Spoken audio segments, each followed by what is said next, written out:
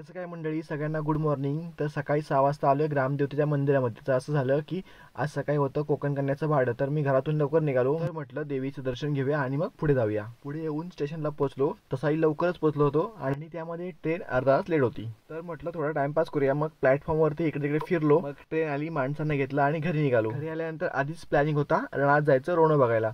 तर रोणं बघायला गेल्यानंतर रोणं भेटली आणि रोणं मी काढली. ही बघा इकडे रोणं काढली, रोणं घेतली, परत पुढे निघालो.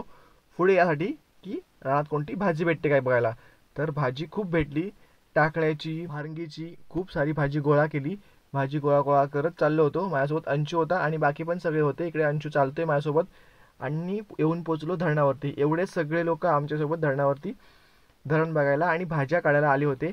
मग धरणावरती खूप सारी मजा केलेली. मी धरणामध्ये खूप उड्या मारल्या, पोहलो वगैरे आणि नंतर आलो घरी.